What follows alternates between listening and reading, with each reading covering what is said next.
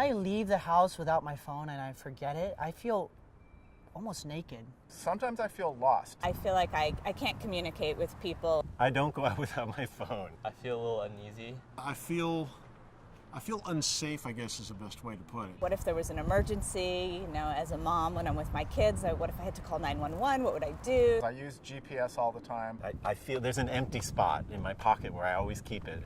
Many things have changed in our culture because of mobile phones. Of course, I'm old enough to remember when we didn't have mobile phones at all. I believe that we have more access to information. Because of our phones, we can Google something and immediately have the information. There's a real distinct lack of payphones, and that's the whole reason I got a cell phone, was because, who am I going to give a quarter to make a phone call?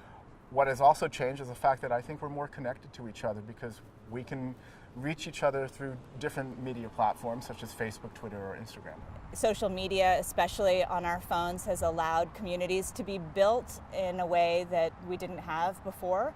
And I think that's been a great thing, especially if you have, for me having alopecia, I have a wonderful community at my fingertips at any moment. From my experience, phones sometimes allow us to quickly satisfy boredom instead of finding more creative ways. I remember younger, we'd kind of sit in boredom, just figure something out, but now we're quick to take our phones out and just sit silently. I work with kids, teenagers, people that are kind of born in this generation where they have cell phones. What's interesting is there's a social behavior that's changing with phones. They have a hard time socializing with others, and as I see them interact, they lose that sense of sensitivity. Every once in a while I go out with somebody and I'm thinking, here we are at a nice meal and that's the second time they've answered their phone, and I'm going to have to talk to them about it because I don't like that.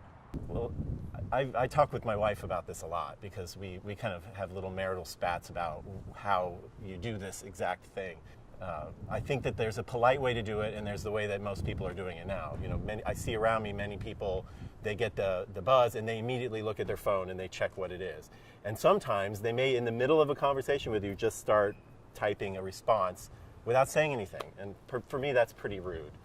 I think through the opportunity I have to work with students in the martial arts, it's helping people understand they need to step away from technology and get in tune with themselves. And I really take phone breaks because sometimes it can be an addiction when you're constantly checking your text or email or your social media. And I think I'm just trying to be conscientious of how much I use my phone, like try not to use it when I'm with my kids, and try and also just focus on being present.